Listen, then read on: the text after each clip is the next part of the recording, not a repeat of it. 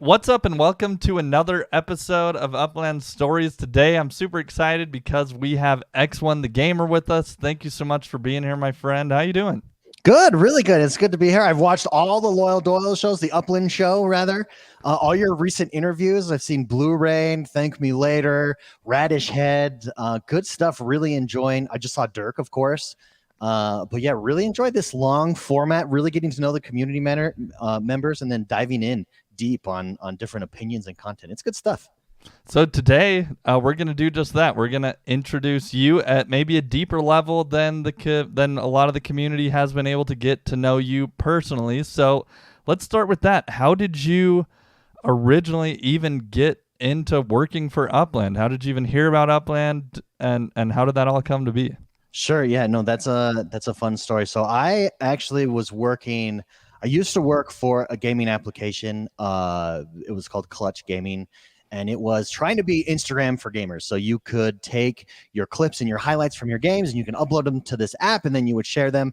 And I was the head of community for those guys, and I did a lot of streaming there, and then a lot of background moderating inside of the app there. They eventually closed down, and then I was working for two other applications actually that were similar, both trying to jump into that space for a few months. And while I was doing that, my LinkedIn profile actually just popped up to Dirk, and Dirk reached out to me and said, "Hey, this is what we have. This is what we have going. I'd love to talk to you about it." And we sat down and talked, and I loved everything that I was hearing. And I had a chance, an opportunity to jump into Upland and check it out. Actually, it was Fresno at the time. And for those of you out there that are tracking my account, that's where those properties come from, is when I first jumped in before I even interviewed.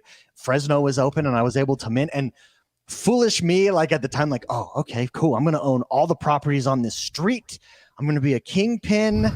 Fresno, I'm going to own it. Little did I know, like how much bigger the entire Upland metaverse was and was going to become at the time. And it's just like, it was me being naive at what, yes, look at how many properties I own. I'm going to be rich. But I sat down with Dirk, talked to him, and they hired me, and I've never looked back since. So when I got hired, gosh, it's almost 2 years ago. I think we had a few thousand people in Discord. 3 months, 4 months later, there was 50,000 people in Discord. Wow. So, and so there was this, right after I got hired, there was this exponential growth. I was a team of 1 at the time. Now we're a team of 4 on the community side of stuff. At the time, I also helped out with support, and there was a team of 2, me and another person, Andrew, who was doing support as well. And now support by itself has 6 people on the support team as well. So it's been this whirlwind, this breakneck speed of growth that we've seen, and it's been challenging, but it's been a ton of fun.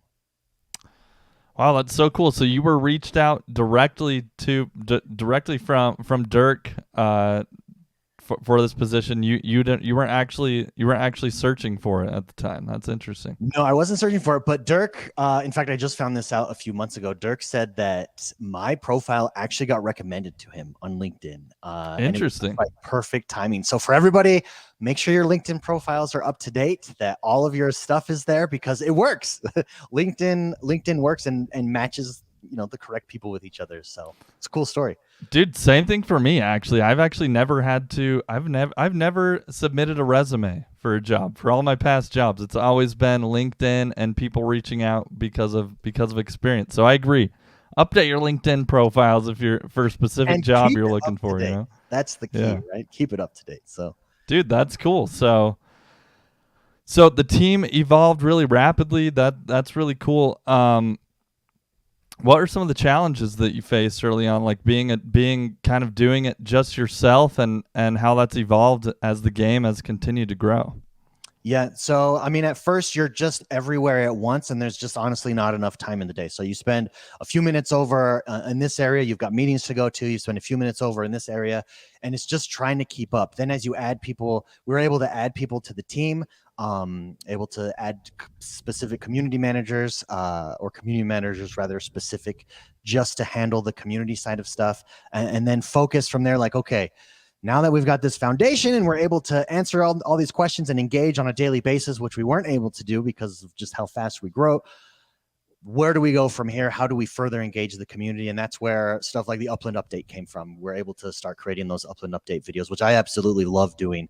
We were able to do Metaverse Hunters, which you were a part of as well, in an attempt to, further engage the community and educate people on the different cities that are opening, and also blur the lines between real life and the metaverse from a content creation perspective. From there, we're able to do stuff like the auction house was able to come about because we get caught up and we have resources to start to add more features and things on the engagement side. And so that's really been the journey. And what's exciting is we're really on the cutting edge, and the things that we're tossing around and talking about just in my sphere on the community side of things. So the way that I view community is our job is to engage. Obviously, engagement is a huge part of it, and to facilitate community growth, like facilitate interaction between community members. Yeah. And then also, I think it's to create, the community's role is to help facilitate and create culture around different aspects of the game. So when racing comes out, how do we help create and add to culture with racing? How do we create and add culture with the NFLPA legits that are out, with the FC Portal legits that just dropped? And then as other additional features come, with block explorers, with properties, buying, selling, trading, how do we add to that? Do we do that through content? Do we do that through challenges? Do we do that just through discussion and engaging with players? And a lot of times, at least so far, it's a little bit of both. It's a little bit of us facilitating, but it's a lot of just the community creating their own culture from the bottom up. And that's what's so cool to see, especially in this Web3 space. I think in Web2, it would be very much top down, that culture creation, but in Web3, it's very much bottom up, that culture creation. It's a lot of fun to be a part of. Yeah. Wow. I definitely don't envy all the work it takes to create that community, create that communication, especially with all the new features that Upland is constantly rolling out. I imagine it's like constantly adapting and changing. I mean, that's the startup life, like for those of us who have worked at startup companies, right? Like Upland is still kind of in that startup growth phase, establishing themselves, and so I imagine that's fun being a part of that. Yeah, no, it's like I said, it's challenging, but it's that challenge that is fun. So, just as simple as communicating. Okay, so we have all this information on this new feature that's coming. We have our announcements. We drop the announcement in Discord. We drop live updates. We answer questions about it. How do we get it out to as many people as possible in as digestible a way as possible, so that as many people can understand it as possible? Oftentimes what happens is, our most common question as soon as we announce something is, how do you do X, Y, or Z? Sometimes that X, Y, or Z is in like sentence 2. So how do we, and players missed it. So how do we take that and say, okay, how do we present this in a way that nobody misses any information? Yeah. And Upland's unique in that, for instance, if we were doing, let's use Halo as an example, because I'm a big Xbox guy. If we were working at Halo, the communication there is pretty straightforward, in the respect that you've got your patches and updates and roadmaps that you're working on, and you drop those periodically. But it's all reality. There's a season to the battle pass. You announce it. There's occasionally some ongoing events. Usually they're pretty big events, so 10 events that you announce. And then you've got your patch notes. At Upland, we've got 6 announcements a day happening. And it's how do you get those out to the most people and explain them in a way that everybody can consume them, make them digestible and understandable. And it's a real challenge. It's a lot of fun though. Dude, wow. I definitely can't imagine, with all the constant changing things, especially a lot of the partnerships you guys have made, working with other partners on how to announce things, when to announce things, just a lot of moving cogs for sure. You mentioned earlier, like blurring the real world with the digital world. That's one thing that really stands out to me about Upland. And honestly, we also talked about Metaverse Hunters, that I was able to go to LA with you and some of the other team members and meet you guys there. And really, like, blurring the lines with the real world and the digital world hadn't, I think, yet like hit me as hard as it has like post Genesis week, I'll say, since third-party developer tools are coming out. And like, genuinely, I think that as a community, we're like and even all the other content creators for Upland, you're starting to see as a community, we're all talking about this concept of blurring the real world with the digital world, with all these kind of like business ideas that people are having to create an Upland. And so I feel like that's something the team understood when I was like there in Metaverse Hunters that like wasn't really clicking with me yet. Like I was still pretty much approaching it as just this like property monopoly trading game, you know. And now I'm really seeing it as this what do you think, metaverse thing. What do you think made it click for you? Was it Genesis Week, and what was it about Genesis Week that made it click for you? Do you think? Like I said, I really think a lot of this discussion of like possibilities with layer 2, really hearing a lot of the business ideas that people are coming up with. I also think reading the book Navigating the Metaverse that Dirk helped write, and kind of seeing the vision, because as players of the game, we want to understand where the leaders, people like Dirk and Edan are taking and what their vision is for the game. And that opened my mind big time to like, okay,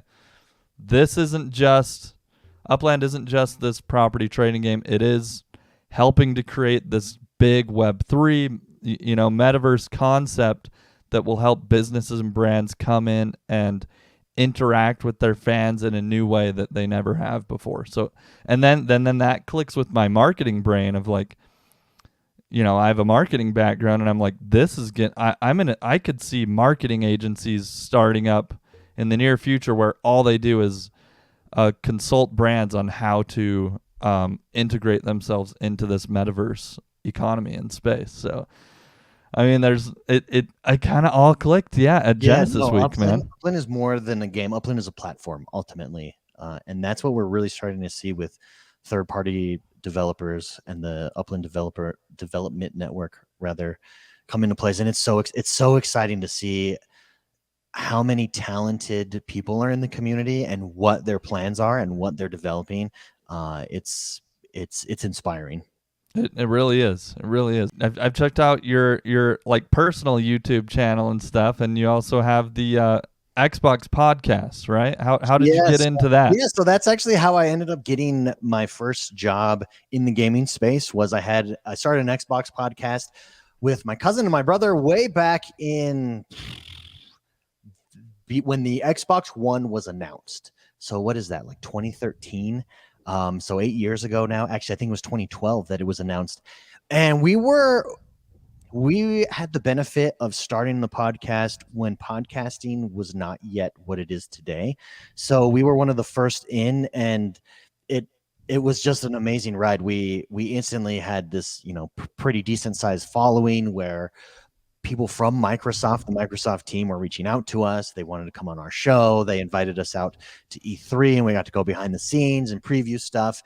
And we were able to make, a lot of relationships that way, and was able to just learn a lot about the gaming space, both from a developer side and gameplay side, and see how Xbox thought about stuff, and then also from this like journalist side, because we had people from IGN on. The editor-in-chief of Xbox over at IGN came on our show, and different people like that. And so it's just, you see these two worlds, how they both operated, and then able to bring them together. And it was through that. And I did that for 6 years or so, 7 years, every single Friday, never missed a day. It still goes on. It's just a hobby now. It's nothing, not trying to make it into anything. It's just for fun.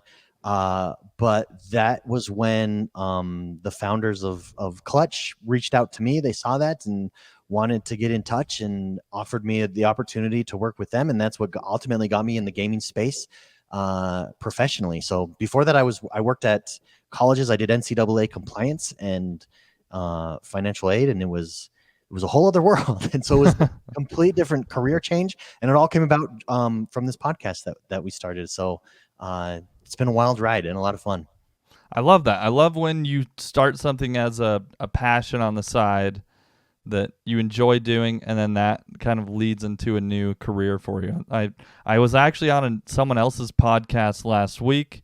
I don't think it's dropped yet, but I'll probably share that with the community. But he talks about a lot of this like passion economy that's coming up, that like a lot of this younger up and coming generation into the corporate world is like wanting to pursue their passion and turn it into a career, instead of, you know, a lot of the older, like the baby boomer generation and older is more like you get a career and you like stick with it like your whole career, you know, and the days of that is kind of over. So congrats on, like, you know, having this passion, having it lead into a career. Have you had a lot more fulfillment in your career since that has happened? Absolutely. 1,000%. Working with the team at Upland has been amazing. Everybody is so smart, and I learn from them constantly in every meeting that I'm in. I learn a lot about leadership from from Dirk and Adon themselves,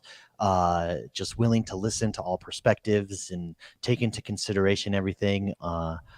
And it's just been a phenomenal experience. I've never worked at a place where everybody is on the same page and everybody believes in what we're doing. And that, I think, is that alone by itself is super fulfilling. Yeah, that to me, as a consumer of what you guys are building and putting out for us, like, makes me happy. Like, I always like to hear that something I'm invested in or believing in or putting a lot of energy toward is like having a good internal, you know, community as well. Like, Yep. and like, because I know that I've worked for places that are really toxic, and it affects the overall success of those companies. And that's what I hear whenever I talk to Upland employees. I hear that they all are, for the most part, really loving their experience and loving working for the company. Oh yeah, I mean, I don't want to speak for everybody, but I don't think I've heard anyone say anything bad. It's legitimately an amazing place to work. I absolutely love it. I do want to go back to your point on passion projects. I had this thought as you were talking about that. Upland is kind of that next iteration of enabling players to pursue that passion economy, from the respect that before it was like, okay, if you want to be a content creator, great. There's these avenues and channels to do that. There's, you know, social media, YouTube, Twitch. Now you have TikTok, that where you can do that, Instagram Reels, Instagram, stuff like that. But there's never been a place for entrepreneurs necessarily. I mean, content creators are by definition entrepreneurs, but not in the same way that I think bringing about this entrepreneurial economy. So those of us who are passionate, and those players who are passionate about being an entrepreneur and want to create something and build something for themselves, Upland is that platform for them. And I think that it's the Web3 version of the passion economy. It really is. It really is. And there's going to be so many possibilities. And I hope that's coming across in a lot of my content, that, like, look at, instead of, I think a lot of the community for a long time, like, I'll say, I like to put Genesis Week as the line in the sand, because I really think it was a pivotal part for the community to see. Prior to that, it was like, Upland, please build this for us, do this for us. And post Genesis Week, it's like, wow, we can build a lot of this stuff for ourselves, like with this layer 2, with these Web3 developer tools. It's not, we don't need Upland to build everything for us. Obviously, you know, Upland is building everything on layer 1, like all the main platform that everything is built on top of. But I think it's been interesting to see the shift of, like, okay, what can you offer? Like, and a lot of these Upland stories I've been doing, I'm getting that from a lot of the other players as well. Like, it's not about what can Upland do for me? It's like, what can you offer? And then you'll receive value. Then you'll be compensated for that work you put in. I mean, at least for a lot of players who want to go that route. Yeah, no, absolutely. And it's exciting. It's exciting.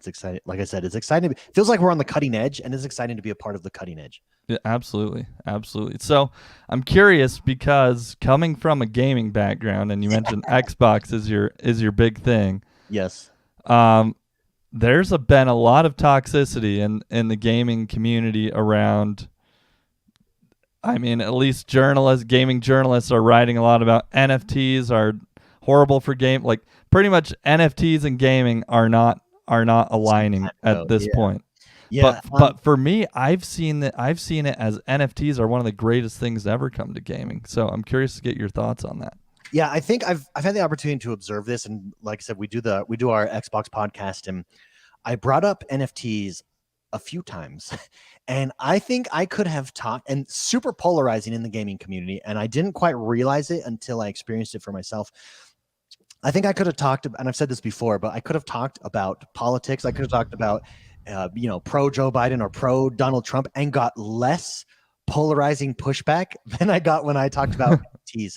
And it's really interesting. I think there's a misunderstanding out there, really largely driven by the gaming journalism. I feel like in that space, it really was driven from the top down. I think the developers get it, and you could see developers wanting to experiment with NFTs there with news that has dropped, whether it's Square Enix or Epic Games or any of those who have kind of dabbled in it in the NFT space. And NFTs have become in the gaming space. The term NFT rather has become synonymous with scam. Yeah. And it's really unfortunate because that's the terminology, NFT. Like that's that's the definition of it. But what's interesting is if you talk in the gaming space about digital ownership, players and gamers be like, oh yeah, well, I'm for digital ownership. I'm just not for NFTs. NFTs are scams. Like it's just some dude wanting to sell you his stuff and it's a scam. It's and it's really interesting. It's like, well, no, we're just talking about digital ownership here. That's all that we're talking about. And you can see, and I've said this before, it's coming to gaming. It's probably not going to be couched under the term NFT. Obviously, I think that term on the gaming side of stuff, in gaming culture, is done. I just think that the battle has been lost there. And in fairness to gamers, there is a lot of NFT projects out there that have not had the best of intentions and have not been good examples for gamers. And unfortunately, those projects are the ones that get all the publicity, when something goes wrong or, isn't done with the best of faith necessarily. And so gamers really do have this impression, if you're not in the NFT space or in the crypto space, that NFTs are a scam. But digital ownership is something that every gamer wants. And digital ownership, in my mind, this technology is the important part, no matter what you call it. And it has this opportunity in gaming, microtransactions is always going to be a thing. In fact, I think we're only going to see that increase, especially as we move more towards subscription-based gaming. Xbox is moving towards subscription-based gaming. And as we move towards free-to-play games, NFTs or this concept of digital ownership and this technology has the opportunity to improve microtransactions. And so let's take a battle pass, for instance, with Fortnite. So I think before battle passes, you had loot boxes, and loot boxes were universally seen as just not for the player. They were a bad experience overall. It looked like money grab and just overall was not good. I think Star Wars Battlefront 2, if you remember, before it dropped, really was one of the most notarized examples of this doesn't work. Isn't there games like Overwatch where you get like duplicate items all the time? Overwatch still has loot boxes, which blows my mind. Which hopefully with the purchase of Activision Blizzard and Xbox, they'll be able to fix that. I don't know why Overwatch hasn't gone to a battle pass, because it just makes sense. And so the battle pass was popularized. It wasn't created by Fortnite, but it was popularized by Fortnite, and Fortnite really did it correctly. Where you pay $10 and there's this battle pass and you can level up in this battle pass, and it's a way for developers to make money. You're paying this $10, but then you're earning all these cosmetics, and nothing that you earn changes your gameplay. It doesn't give you advantage in game. In fact, battle passes that have done it incorrectly do that. They give you an advantage in game, so it becomes pay to win, and that's just not the correct model. But the battle pass improved microtransactions in that it made me want to pay to be a part of this benefit that caused me to play the game more and earn all of these cosmetics. And I think digital ownership, i.e. NFTs, can improve that process even one step further, in that now I own all of those items that I just earned, and I can turn around and sell them. So imagine if that's true play to earn. That's what play to earn is, right? Exactly. So imagine, like, at the end of a battle pass, what percentage completes a full battle pass? I don't know, but let's for argument's sake, let's say it's less than 10%. So less than 10% of your entire player base finishes your season 5 battle pass, and the end reward on your season 5 battle pass is this crazy awesome Thor skin that you get. Yep. I know that, but imagine if you owned that Thor skin. And out of the millions of players out there, you can never get that Thor skin again. It was only in that battle pass. You had to earn it. You had to grind and level up and accomplish leveling out that battle pass. But you now own it. So I didn't have to purchase it, because this is the mistake that gamers make. Like, NFTs will just cause, like, Fortnite. In other words, I'm using Fortnite because it's one of the world's biggest games and everybody understands it. Fortnite will sell me this item that then I can turn around and sell. No. NFTs can apply to gaming, and I think they apply to gaming best when you earn it as part of a battle pass or whatever, a special deal. And then it's within that, it's after the fact. I own that. Imagine how valuable that gives me. This more valuable. It makes me more invested in Fortnite with this skin, because I now own it. And I can turn around and I can sell it and make money off of it. And this is where I think that there's a disconnect. Gamers don't realize. Gamers will always say this, or gaming journalists rather, that, oh, it's just developers trying to nickel and dime you. It's like, well, they're already doing that, but I'm not able to benefit as a gamer. I'm not able to turn around and sell that myself. I don't own it. It means nothing to me. I own this really cool thing that I can't sell, but now I can. So it's actually benefiting me as a gamer. The other common criticism that I hear gamers say is, oh, well, I don't want an economy to exist outside of the game. And it's like, well, that already does exist. Yep. It just exists in this way that you don't benefit from, whether that's CSGO with knives, for instance, or Fortnite with their skins and their battle pass. Like, that economy is already there. You're just not able to take advantage of it as a player as much as you would if those were NFTs, or if that was digital ownership. And that's what this technology has the opportunity to improve that microtransaction process, especially in gaming, to the times 1,000 in my mind. And I think your engagement is, imagine, so Halo right now, I'm a big Halo guy. I have no desire to complete the battle pass because it's just not that great, but I would have that desire if I could own what was at the end of that battle pass. Because we're in season 2 right now. Imagine season 2. Imagine in 10 years, I have the season 2 reward that's mine. Nobody else has. Very few people have it. There's value in that for sure. Yeah. And it's very exciting. It's very exciting. Now, unfortunately, I don't think an example has been set yet, whether that's like Ubisoft tried to do something. Square Enix seems to be all in, and I actually think that that's probably where we're going to see a push into mainstream gaming, is a company like a Square Enix. And then obviously we at Upland, I think, are going to be on the forefront of doing that and bringing it to gaming and mainstream gamers as well. Absolutely. Yeah, I love this concept of true ownership. I agree with you. I think that gamers out there, it's just like has a bad taste in their mouth for some reason, like because of the scams that have happened. But anytime there's a new and upcoming technology, like, you're going to have bad actors, you're going to have projects out there that are literally just creating NFTs and flipping it, and they're not going to be supported. When it is integrated into a game like this, though, and you can truly own that item, I agree with you. I see gamers loving this technology, getting behind it. And you're right, maybe the word NFT has too much of a bad taste in their mouth, and so maybe it will just be phrased something differently. But I think the concept of it, like you're saying, will be it has to be there. Like, it's what people actually want, right? Yeah, no, I think like I said, when you say digital ownership, it's like people are like, oh yeah, of course I want digital ownership. But just the term NFT has been bastardized.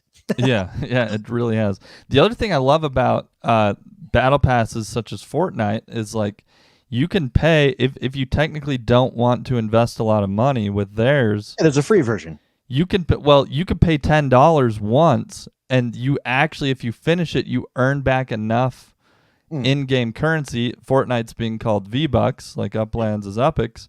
You can earn back enough V-Bucks to buy the next season for free, right? Yeah. And so it's like there's really cool concepts there where it really is like you don't have to invest a lot, and you can be getting a lot of value and that's what play to earn really is. And I think that's what it's all going to align when the first company does it right. And I agree with you. I think Upland is really creating that culture and that community where it can be really play to earn. Like, the more you play, the more you can earn and the more value you can create. Yeah. In the game. I mean, think about right now, you pre-order, let's say Red Dead Redemption, which is it's my favorite game of all time, and Red Dead Redemption 2. So you pre-order that game and you get this really cool outlaw trench coat that you buy for pre-ordering for $100. Whoop-de-doo.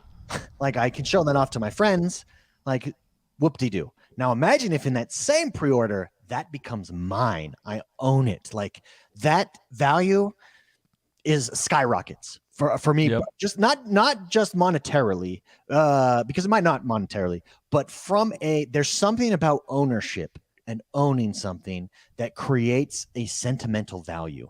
And being able to have that and say it's mine. Now, people would argue, the counter to that, I'm sure, would be, well, you do own it. It is yours. Yeah, but it's mine in this ethereal way, like not this real way that the blockchain gives me. Being able to show this is mine, I own it forever. You as a developer cannot touch it. And so you want to talk about culture when we talk about like creating culture. Imagine a World of Warcraft, what that does for the culture of the game. It creates super fans upon super fans because you're now invested in this way that you've never been invested in before. Yeah. And something I just realized too is like gamers are already doing this regardless of if they want to admit it. Like, there's a lot of gamers out there that create accounts such as a Fortnite account. They collect a bunch of stuff and then they like sell it they sell their actual account. Yeah. Which isn't the solution to people getting what skins they want. You know what I mean? Is like creating full accounts and selling that account. Like that resembles what's broken with the current system in my mind. Yeah. Right. Yeah. Because you can't sell those items because you don't truly own those specific items. You can't transfer account to account. Whereas in Upland, block explorers, things you earn, even the ones you create that are your own creation, like my Loyal Doyle Master Chief block explorer I had made for my director, I can sell that if I want.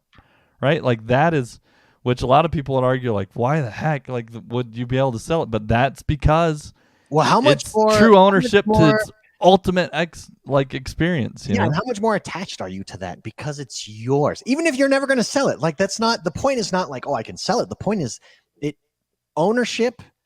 For instance, renters versus owners. Who on average takes care of the home and the property better? The owner. 1,000% the owner. It's yours.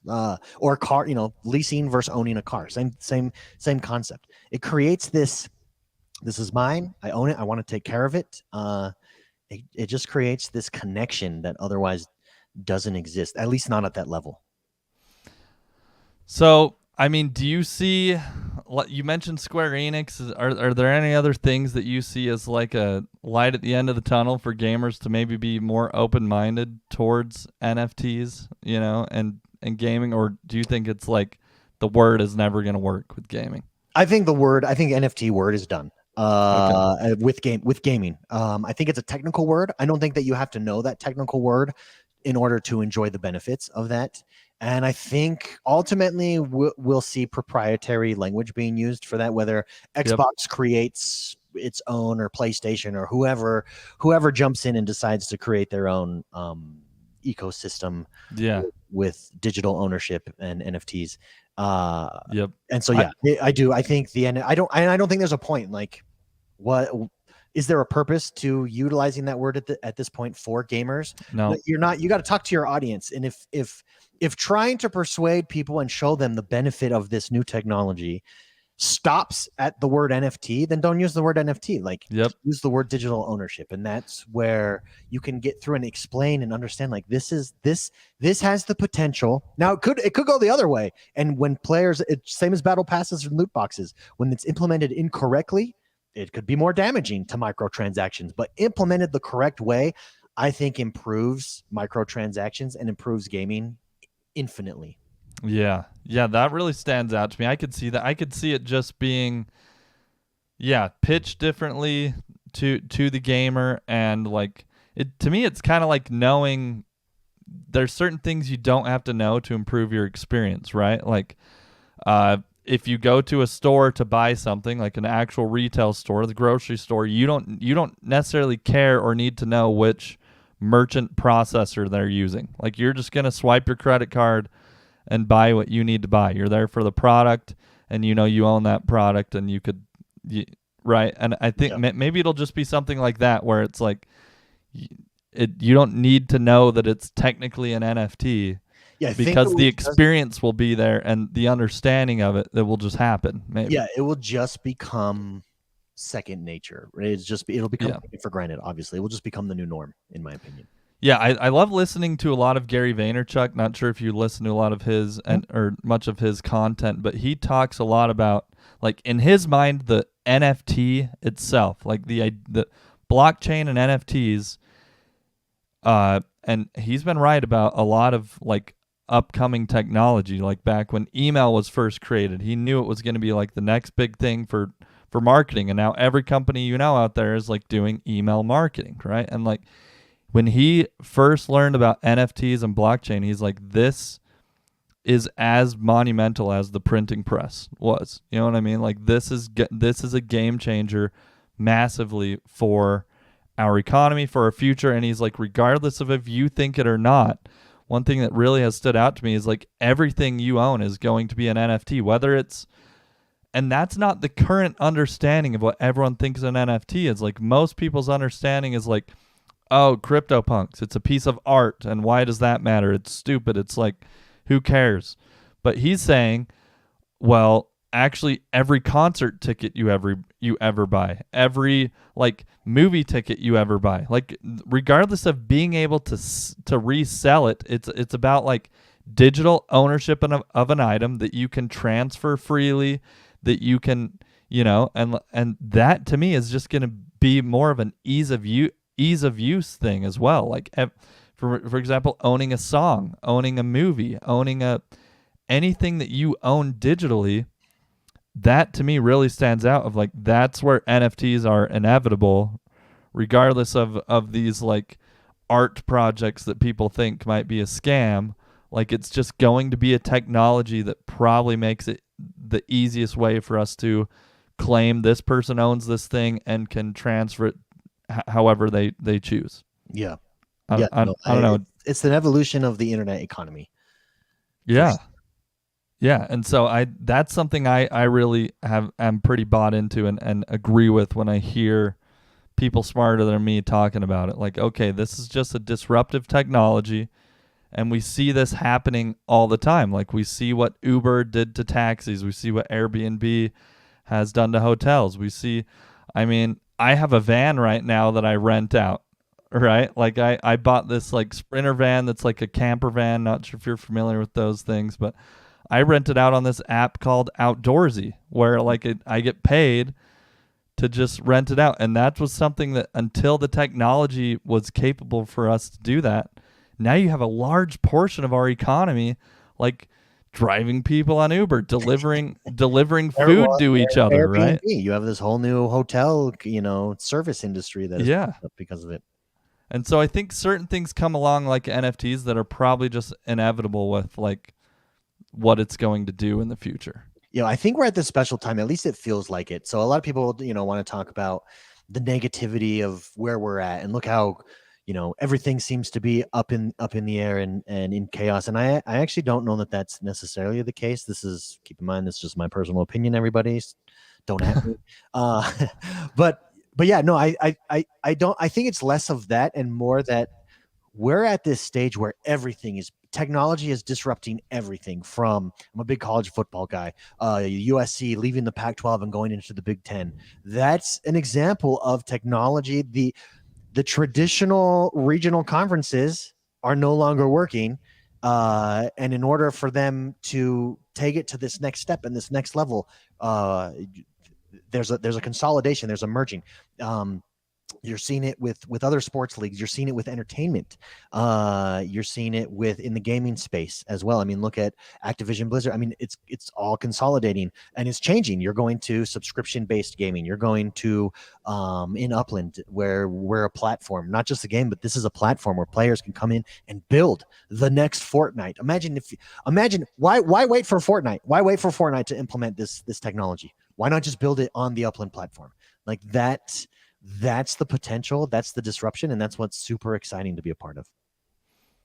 You heard it here first. You heard it here first out there. Like, come build on Upland. That's the message I'm trying to get across as well, because that's value for all of us with true ownership. Like, you hear us talking here, like, as gamers, we think it's inevitable. It just needs to be pitched right, and it needs to be the right alignment. So now's your chance as a developer to create that experience on Upland, and that's exciting to me. Yeah, and I'd like to throw this out there too. Not only is it happening on Upland, but I think Upland is one of the few places that is doing it correctly. So there was Mark Cuban. I think you did a video on it. I know I did a video on it. We did a video on it. Mark Cuban came out and said the metaverse is stupid, but what he actually said was selling digital land without first building a community is dumb and makes no sense. Yep. And what Upland has done is built a community into selling digital land, digital real estate, and is doing it mapped over the real world where it's not infinite. Like if you took a fantasy genre and you could just, let's make Azeroth or whatever you name your new place on your new map and then expand it that way. Upland is doing it correctly, and that's a huge tribute to Dirk and Adon and Manny and their thinking there. And I think it's paying off, and you're seeing it pay off. Yeah. So yeah, I just probably a plug for Upland right there. Let me go a little bit deeper with doing it as correct in the way that we're doing it. Yeah. I'll give you a prime example. When I would say 6 months ago, we used to get questions all the time. Why isn't UpX on an exchange? Why isn't UpX on an exchange? UpX is not an exchange. You guys should put UpX on an exchange. You know how much value it would be if UpX was on an exchange? Well, 6 months later, where would we be if UpX was on an exchange?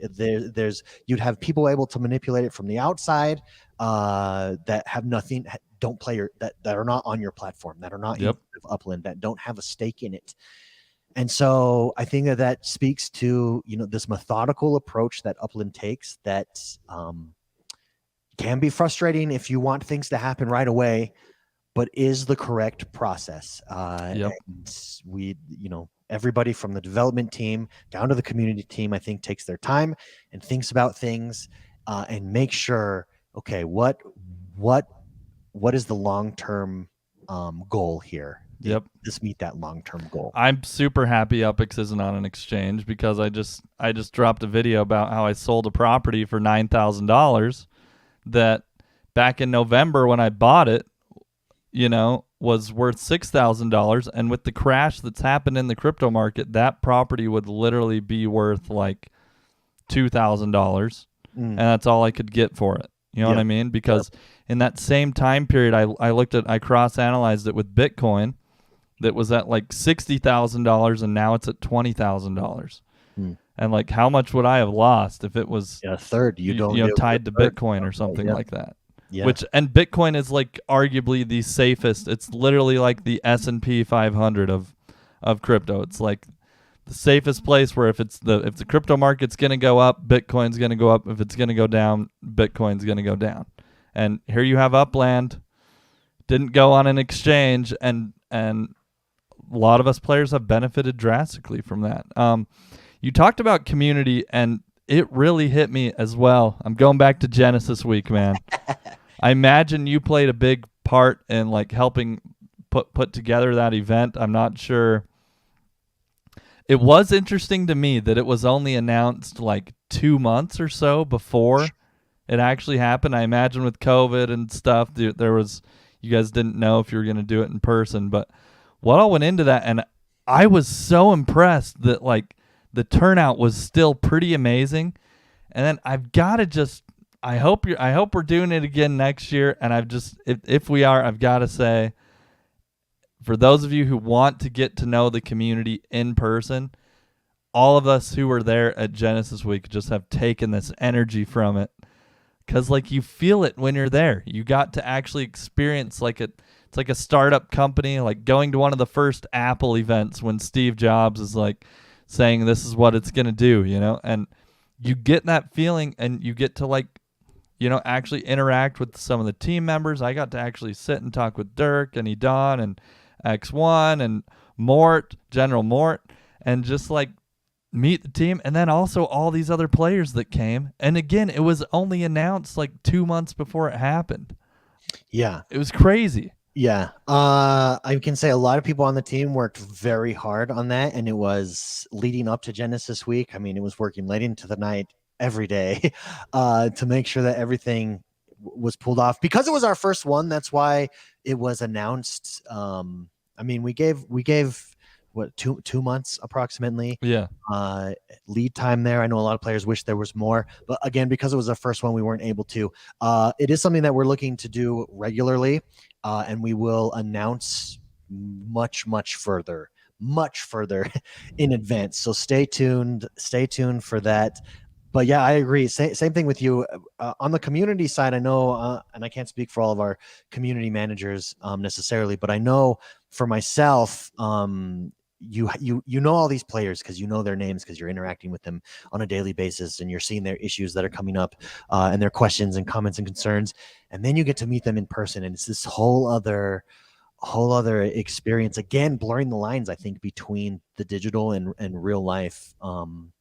Unlike I've ever been a part of, even in the gaming space. In the gaming space, you're always using your gamer tag. I'm X1TheGamer, and you go to E3, for instance, and you meet these guys that you've played games with before. But at Upland, it's just this whole other level, because there's this uniquely personal at Upland, because it is this platform, and because we are all on this journey together, in building this together. I mean, name another game. There's a handful of games that you can name where you're a part of early, and you get to be a part of it in the building of the game. But in Upland, it's more than that. We're building a platform, and you're a part of it all the way through from the beginning. So there's this personal relationship that just doesn't exist in other games. And yeah, Genesis Week was the culmination of that, and was just a fantastic experience. I had the opportunity to help put it together and host a lot of it, and I can tell you, we're looking for it to be bigger and better every single year. That's the goal. So yeah, if you didn't have a chance to come. It's such a good time. It's a ton of fun. Yeah, it was so cool. It was truly incredible. I'm curious if I could ask, was it a unique experience for the employees as well? Like, I actually heard when I was there, a lot of the employees, like, I got to witness for myself, I think, a few of the employees meeting each other for the first time in person. I mean, so that was really cool. We're a remote global company, and a lot of people have not met each other in person. And so that was an opportunity for a lot of us to come together and meet in person as well. The weekend after Genesis Week, so Genesis Week was the Thursday, Friday, a Thursday, Friday event. On Saturday, we had an opportunity to do, some Upland specific events. We went horseback riding, actually, so that was a lot of fun. Giddy Up, Red Dead Redemption skills paid off. So as a team, all the employees did their own activities. Yeah, and then we had some other meetings, over that weekend in person for the first time, for a lot of us. That was just amazing. It's again, everybody is just super positive, super excited, and super passionate about what they do. That's cool. That's cool to hear that it was also like a team building experience as well for the Upland team. I mean, I've definitely felt it, and I know a lot of the community members have felt it. Do you feel that that also represented somewhat of a shift, like internally, like post Genesis Week? Yeah, I'll be honest. I don't think I took the time. I've taken the time to think about it, just because once Genesis Week is over, it's just, I mean, that was only 2.5 months ago. Yeah. For me, that feels like a year ago. So much has happened between now and then.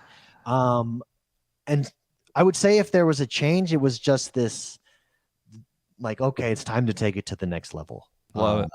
change that has existed. And if you think things have been insane now, the upcoming months, a lot is coming, and it feels like we're at this point where a lot of people's hard work that on items and features and things they've been working on for months and years, we're finally able to deliver and start to deliver to the community, and that's really, really exciting.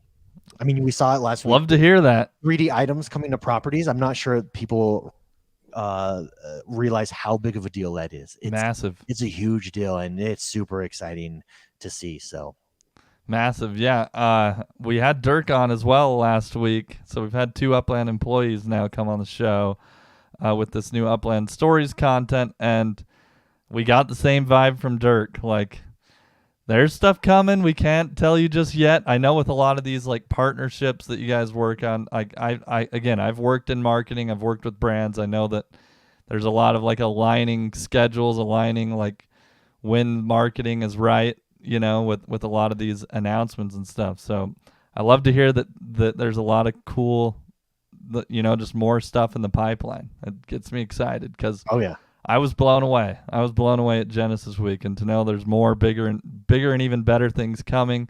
It feels like that's one of the things I can always rely on is Upland is always brewing up something even bigger and better than the last thing. Yeah, it's super, super, super exciting. So yeah, that's fun. So, man, I wish you could drop some hints for us. Wish you could give us that. Now I'm just like, man, what's coming? Yeah, I have nothing. But just I feel like again, I'll just reiterate a lot of people's hard work. We're able to show off to the community, and start to bring out to them. Yeah. So let me ask you, what has been some of the best parts and some of the hardest parts about being the head of community for Upland, a growing massive metaverse game? By far, I think the best part is honestly getting to know so many different people from all walks of life, from all around the world. Going back, we were at NFT NYC the week after, or was it 2 weeks after? Right after Genesis Week, and being there and being able to just meet and all these guys and gals from New York and the New York surrounding area, and hear about their stories and walks of life, to Genesis Week, and people from all around the world coming in and getting to meet them. So by far, just being able to interact and get to know members of the community has been this incredible blessing and amazing experience that very few people, I think, get the opportunity to be a part of. And I know, our community managers and myself every single day are just blown away at how many amazing people are in the community, and that we get our job is to hang out with you guys each and every single day in the Upland platform. So that I think is definitely the highlight. As far as challenge, I think I spoke about it earlier. I think it's just putting all the pieces together in an ongoing, as something is ongoing in development. So, one challenge: how do we communicate to the most amount of people possible? Another challenge, I think, is what are players' thoughts on X, Y, or Z? How do we accurately reflect those thoughts and feedback and bring those to the team?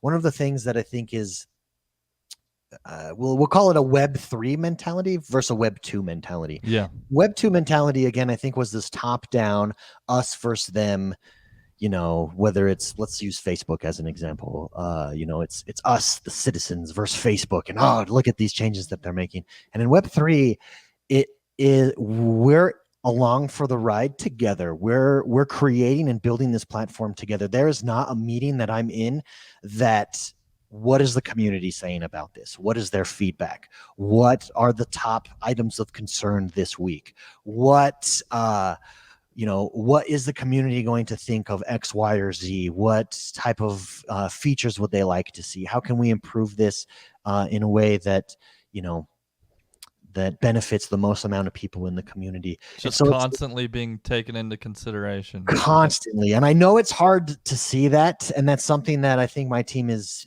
very much focused on. How do we we highlight that more? We implemented the Nolt feedback board, which has been huge in helping us to really weed through the discussion and take out serious feedback. For instance, I think our top feedback items, which have been the top for a while now, is stuff like dark mode, neighborhood ratings, and free travel for visitors, I think, is number 3. And those are things that I can tell you have been discussed multiple times. How can we implement these? When do we implement these? Where are these? When are these going to be implemented? And that's something that I think is super unique, unlike any other in other platforms or other games. I think this is what we're doing. Take it to the community and explain why. And it's us is what is the community saying about this? How can we tweak it? How can we improve it based on their feedback? And that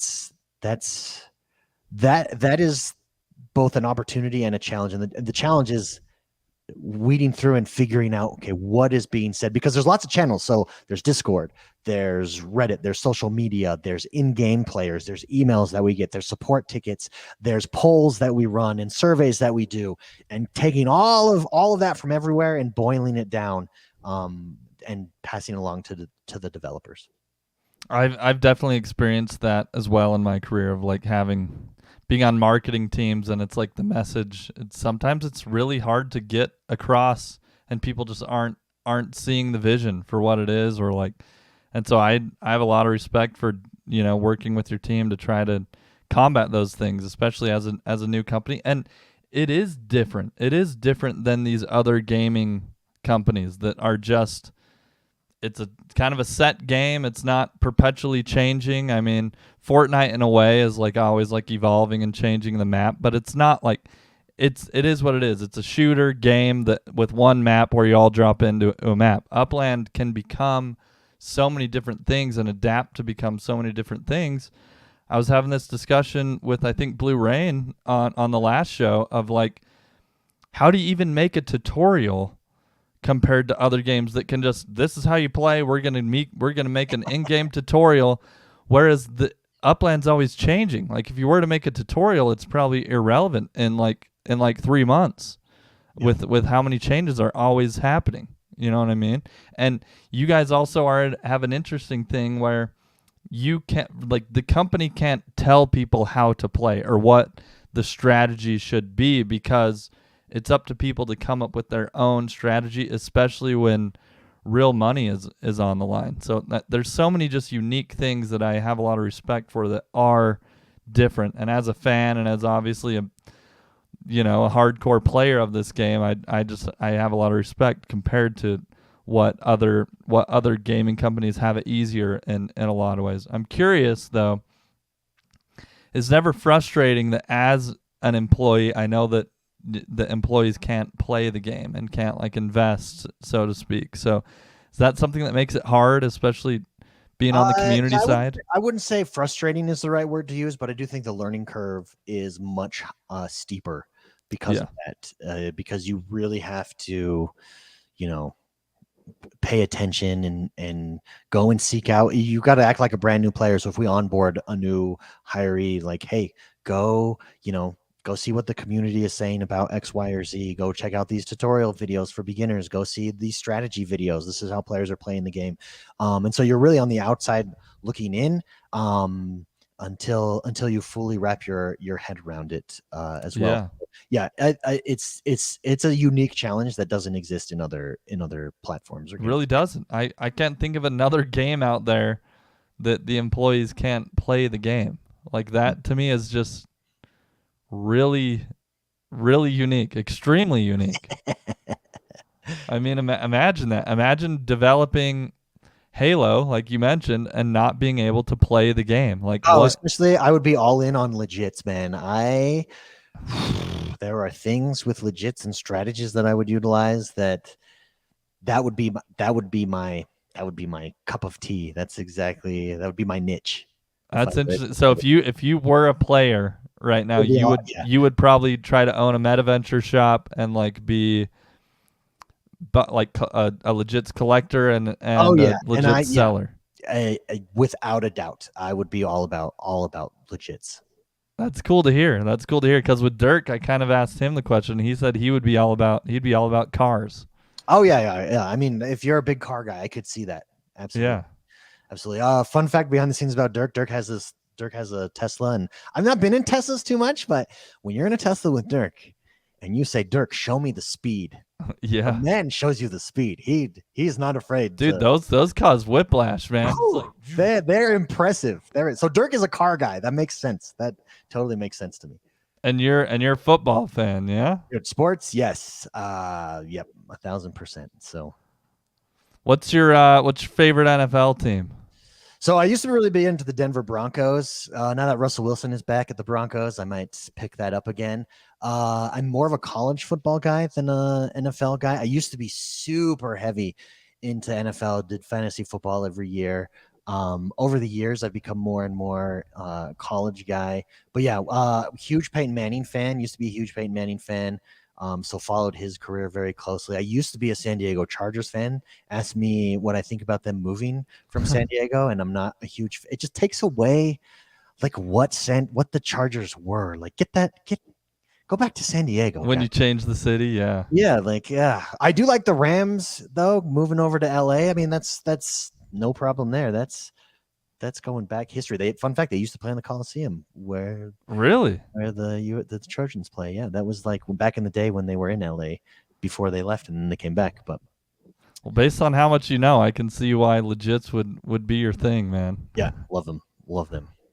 Well, thank you so much for being here. I've really enjoyed the discussion with you, X1. Is there anything else you'd like to share with us, share with the community as the community manager? Just thank you guys for being a part of Upland and for all that you do. Like I said, for myself and for the rest of the community team, we love spending time with you. We love getting to know you, and it's been an absolute blast. So very excited for the future of Upland and excited to be here and let's go. Let's do this. Go team. All right. Well, thank you so much. And again, thank you for coming on, and we hope to have you on again someday. Yep. Thank you. Thank you very much. All right. Peace out, my man.